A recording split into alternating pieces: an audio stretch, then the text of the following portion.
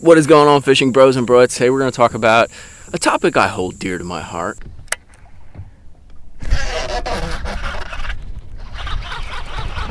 And that's flipping, especially heavy cover, heavy grass, things along those lines. And let me just put a warning on this video. This is for all you people that get triggered. If you don't like going in depth into techniques, learning like very nuanced stuff, and no pro BS, you probably want to hit dislike and GTFO, dude. Just leave now. Trust me. You don't want to watch this. That's my stash right there. And a frog, and I'll explain that. So this time of year, this happens. All of this stuff. Summer does a couple things. It heats up the water, and then it also creates a great growing environment for grass. And even if you don't have grass, you can have heavy cover and apply these same techniques. But today what we're going to do is we're going to dive deep into ways you can approach grass. Matted grass, sparse grass, grass holes, and just strands of grass too. So when we're playing this grass game, I have 4 different rods, like all this stuff, always on my deck. And one of them, and I'm gonna start off with it right off the bat, has nothing to do with flipping. That's a frog. When you're fishing around all this thick grass, there's a lot of situations where you might see a fish blow up, and it's sort of way back in where you can't flip or pitch. It's maybe in a hole, it's maybe kind of schooling on the top, and that's why I have a frog, because even if it is an open water fish and there's not a bunch of cover that you're actually going to drag this frog over to, this thing can act a lot like a spook. You fish it in the same way. It does that walking back and forth technique, and it's a great tool to have when you have some fish that all of a sudden get active, that get out of some of that heavy cover, maybe get on top. You always want to have a frog on whenever you're flipping. It's your little fire in there, get that quick bite, see that fish pop up kind of lure. So the first one I got, this is a 7.5 medium heavy Halo KS2. It's kind of your standard. It's a little bit stiffer than a standard medium heavy. It's kind of your standard flipping stick, you know, not too heavy, not too light. What I do with this guy, and you can see it right here, I have a 5/16 on here. I'll go anywhere from 5/16 up to a half. I like using a stick bait. This is a Owner wide gap plus hook. I like that wider gap like hook, especially around cover, because it gives a little more bite to the hook. This guy actually has fluorocarbon, and that's something that you're going to see in the videos. I go back and forth between fluorocarbon and Braid, depending on a couple things: thickness of grass, as well as water clarity and pressure the lake gets. On Gunnersville, I really try to sort of tend towards fluorocarbon, but sometimes it's not possible. You flip into a big old dense mat of goo, like you're never getting that fish out. What it's mainly for is pitching holes. So you're going along, you got a good pair of polarized glasses on, you see the grass, and then all of a sudden there's this barren spot. Maybe you see sand at the bottom, maybe it's bright, or maybe it's just a dark hole where the grass kind of falls off. Oftentimes fish will use that sort of edge within the big mat or the big expanse of grass to ambush stuff. So what I'll do is I'll pitch into those holes. It's a classic technique, especially for spawning fish down in Florida, but you can use it more in summer on a little bit deeper stuff, 5 to 8, 5 to 10, 4 to 10. But what these fish will do is they'll see that bait sort of glide down. That's why I like to err on the side of a lighter weight. They'll see that bait glide down, and they'll just come out and snatch it. The other thing that I'll do with this is something I like to call pitching isolated targets, or pitching strands. So depending on what kind of cover you have on your lake, say you have one solo little clump of lily pads right there with 3 stalks. So I'll use this thing to pitch right outside that little clump of lily pads. You don't want to hit it. That's the trick. You want to be as close as possible without actually hitting the cover.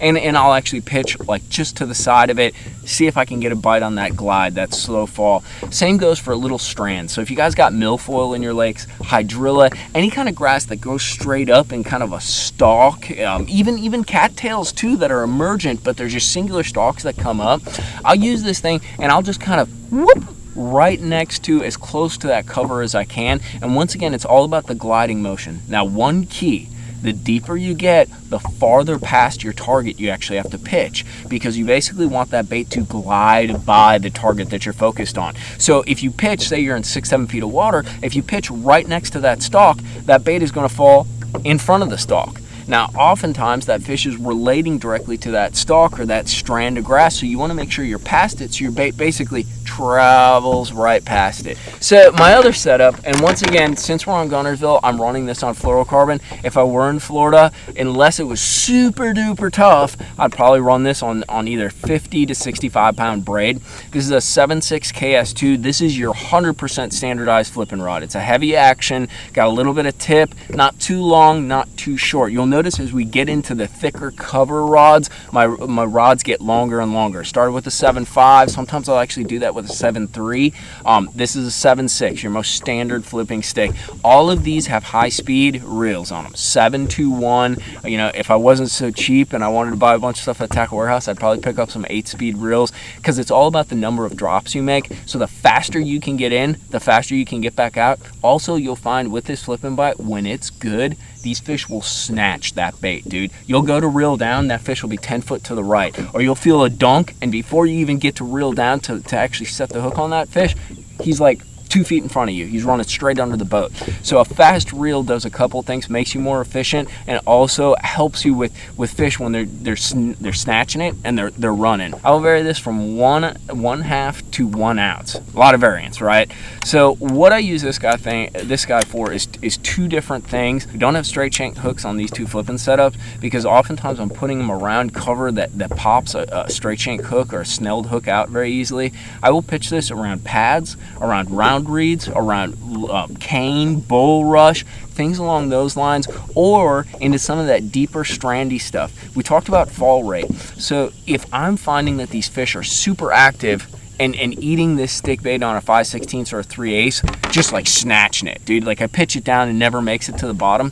Sometimes it actually gets you more bites to speed up that fall. So I will use this guy to speed up that fall and create more of a reaction bite, because across the board, that's what this is about. Flipping and pitching is all about a reaction. You're putting that bait in a very precise place related to cover, and those fish are set up on it, and they're making a decision. Do I want to eat it or do I not? I oftentimes put a little bit bigger bait on it. Another reason why I have the heavier weight. So this is a gambler stinger, a lot like a sort of a Magnum style beaver.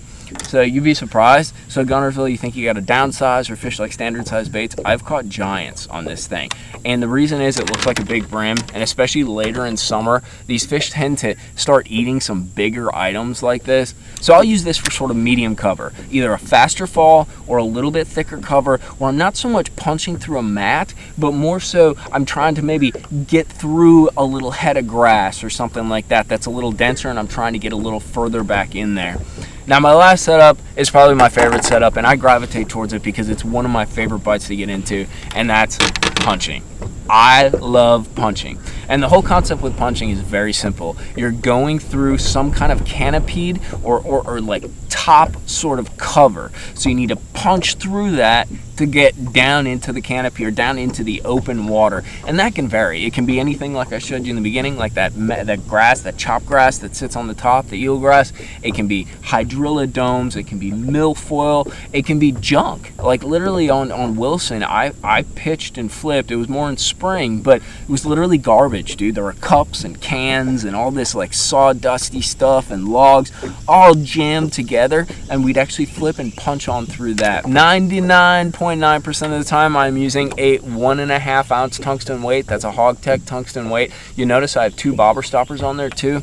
This setup is almost always 99% of the time on braid. The 2 bobber stoppers are so I don't have to put another one on, because oftentimes, especially if you're flipping around hard cover and grass, such as bulrush, wood, things along those lines, your bobber stoppers tend to get burned off. And the last thing I want to do is put on another bobber stopper, retie my snell, go through that whole business and jazz like midday. This is 80-pound Daiwa Samurai braid. The only reason I have this on is because it's quiet. It's sort of, I don't know if it's totally a Dyneema braid, but it has a little smoother, waxier finish. So basically when I go and I pump it in the grass, so I pitch it, it goes through the canopy, it's down in the open area under that canopy, I'll go ahead and pump it. The braid actually rides or rubs against the grass, and especially something like Power Pro or your ridged braided lines, they tend to make a sawing sound, and especially in clear water or just around pressured fish, I don't like that, and especially if I know I'm going to be pumping. If I know I'm going to be kind of noodle dicking and pumping that bait,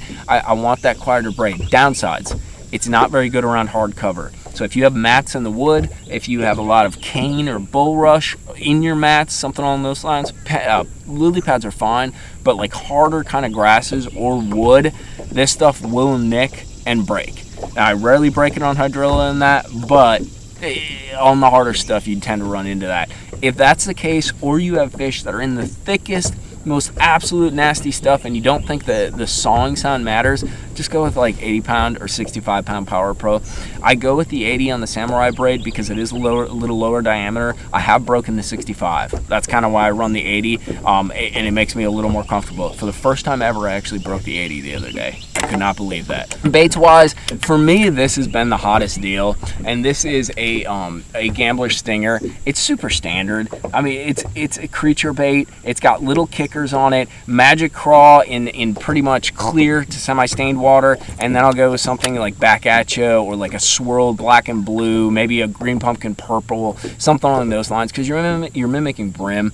I'll put on this Stinger, I will pitch. If I get bit, I will not do anything different. I might play around with some colors or something like that, but I keep it pretty simple and straightforward. Now, if I know there's a flipping bite, I pitch the Stinger into the mats, punch on through, and I have fish swatting at it, I'm missing fish, or I'm not getting bit, that's when I'll change over to that little BB Cricket. It's a small little kind of appendage, no kickers, no nothing, super standard, super simple. If you guys got any questions, definitely drop them down in the comments box. Flipping is a technique that I absolutely love. Pitching, flipping. I know a lot of guys are going to tag them and be like, bro, you don't flip, because flipping is actually pulling the line and dropping the bait, but we're not going to get into the nuance of that. I just want you guys to catch some fish, try fishing heavy cover, fishing some of this grass. There's a lot of different ways to do it. Be creative, but those setups will help you get through probably 90% of the situations that you run into. You can punch, you can flip holes, you can flip targets, you have a little faster fall rate, something for medium thick, something for super thick, something for a little more open water kind of edges and things along those lines.